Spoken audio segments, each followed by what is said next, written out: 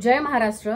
म्हशीने पावशेर दूध जास्त दिलं तर त्याचं सेलिब्रेशन करणारा स्टंटबाज आमदार संतोष बांगर 30,000 मतांनी निवडून येतो, पण सेलिब्रेट करत नाही.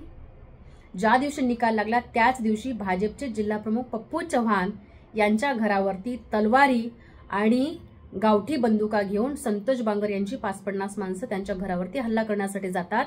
त्या हल्ल्यामध्ये संजय चव्हाण जे पप्पू चव्हाण यांचे छोटे भाऊ आहे, जे आजही हॉस्पिटलमध्ये ऍडमिट आहेत, त्यांना जीवघेणा त्यांच्यावरती हल्ला होतो. पप्पू चव्हाण यांच्या घराच्या समोर गोळीबार होतो.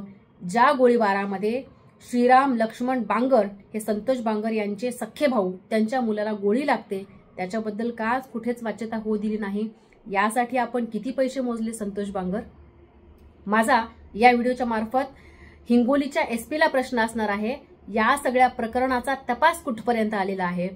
ज्या पप्पू चव्हाणच्या घरावरती हल्ला केला तेच पप्पू चव्हाण आज जेलमध्ये आहेत आणि ज्या लोकांनी गोळीबार केला ते मात्र बाहेर आहेत.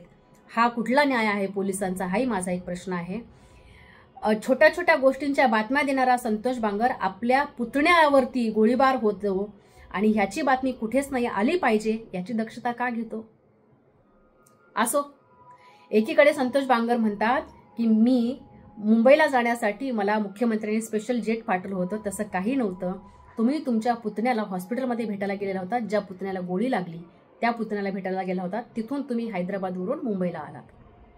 असो, ज्या लोकांना महाराष्ट्रामध्ये बिहार पाहायचा आहे त्या लोकांनी सरळ हिंगोलीमध्ये जायचं. असा गुंडांचा सुळसुळाट भरलेला आहे या संतोष बांगरनी जे गुंड पाळलेले आहेत त्यांच्याकडून. भाजपचा जिल्हा प्रमुख, त्याच्या घरावरती वार करून जाणारी ही सगळी लोक.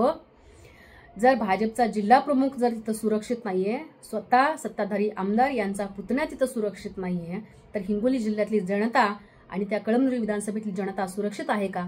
हा माझा व्हिडिओच्या मार्फत प्रश्न आहे. माझा अजूनही या व्हिडिओच्या मार्फत एक प्रश्न आहे, तो म्हणजे भाजपला, तुम्ही जर तुमच्या स्वतःच्या जिल्हा प्रमुखाला जर सुरक्षित ठेवू शकत नसाल तर तुम्ही या राज्याला काय सुरक्षित ठेवणार आहात? तुर्तास इतकंच. जय महाराष्ट्र.